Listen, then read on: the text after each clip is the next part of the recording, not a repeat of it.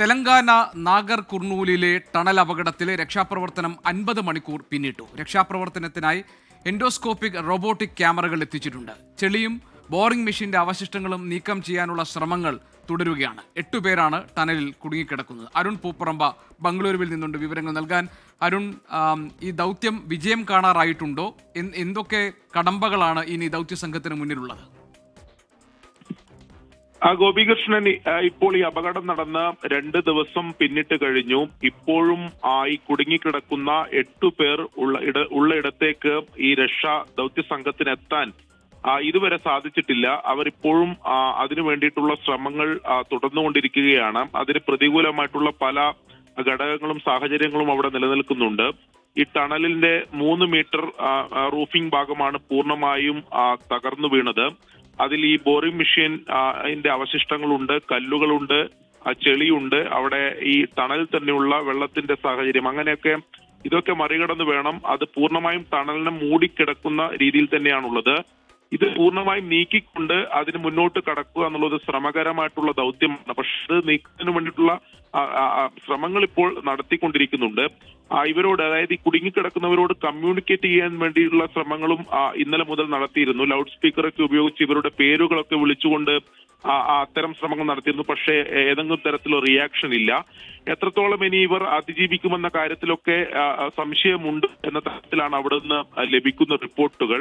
എന്തായാലും കൂടുതൽ സംവിധാനങ്ങൾ, നൂതന സംവിധാനങ്ങളൊക്കെ ഈ ഹൈ ഡെഫിനിഷൻ ക്യാമറകളൊക്കെ ഉപയോഗിച്ചുകൊണ്ട് ഇവർക്ക് പ്രവേശിക്കാൻ സാധിക്കാത്ത ഇടത്തെ അവിടെ ട്രാക്ക് ചെയ്യുന്നതിന് വേണ്ടിയിട്ടുള്ള ശ്രമങ്ങളൊക്കെ നടത്തി വരുന്നുണ്ട്. സൈന്യവും NDRF-ഉം SDRF-ന്റെ ഒക്കെ സംയുക്ത രക്ഷാപ്രവർത്തനം തന്നെയാണ് അവിടെ പുരോഗമിക്കുന്നത്. പക്ഷേ 50 മണിക്കൂർ പിന്നിടുമ്പോഴും ആശാവഹമായ എന്തെങ്കിലും റിപ്പോർട്ടുകൾ അവിടുന്ന് ലഭിക്കുന്നില്ല. ഈ 8 പേർ കൃത്യമായി ട്രാക്ക് ചെയ്യുക, അല്ലെങ്കിൽ അവരെ കണ്ടെത്തുന്നതിന് വേണ്ടി ഇതുവരെ സാധിച്ചിട്ടില്ല. അവർ ഉള്ളിടത്തുനിന്നും ഏകദേശം 150 മീറ്റർ ഇപ്പുറം തന്നെയാണ് ഇപ്പോഴും രക്ഷാപ്രവർത്തകരുള്ളത്.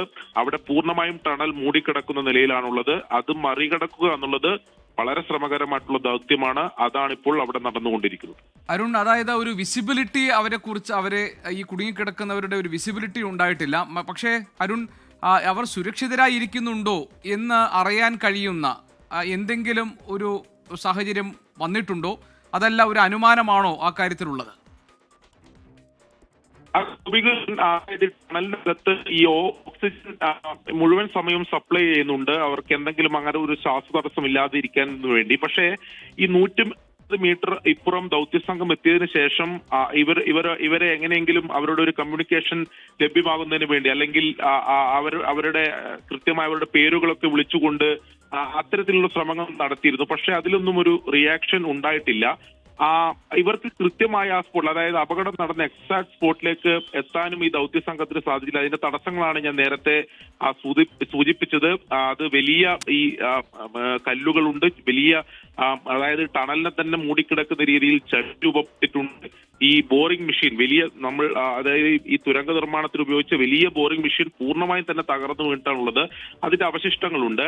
നിലവിൽ ഇപ്പോൾ നടത്തിക്കൊണ്ടിരിക്കുന്നത് ഒരു പ്രത്യേക ട്രാക്ക് നിർമ്മിച്ച് ഈ ദുരന്തമുഖത്ത് നിന്നും കൂടുതൽ മെഷീനുകൾ, അതായത് ഇത് നീക്കം ചെയ്യുന്നതിന് വേണ്ടിയിട്ടുള്ള കൂടുതൽ മെഷീനുകൾ ഈ ട്രാക്കിലൂടെ അവിടെ എത്തിക്കുകയാണ്. പക്ഷേ ഈ ട്രാക്ക് ഏകദേശം ഈ 1.5 കിലോമീറ്റർ ഇപ്പുറം, അതായത് ഈ അപകടം നടന്നതിന് സ്ഥലത്തു നിന്നും 1.5 കിലോമീറ്റർ ഇപ്പുറം മാത്രമേ ഈ അതിന്റെ ട്രാക്ക് ഉപയോഗിച്ചുകൊണ്ട് മെഷീൻ എത്തിക്കാൻ സാധിക്കുകയുള്ളൂ. അതിനുശേഷം അതിൽ കൂടുതൽ സംവിധാനങ്ങൾ ഉപയോഗിച്ച് ഈ മെഷീനുകൾ അവിടെ എത്തിച്ചു കഴിഞ്ഞാൽ ഇത് നീക്കം ചെയ്യുന്ന പ്രവർത്തനം കൂടുതൽ വേഗത്തിൽ. ഞാനൊന്ന് ഇടപെടുകയാണ്. ഏതായാലും ഈ രക്ഷാദൗത്യം വളരെ വേഗം വിജയം കാണട്ടെ.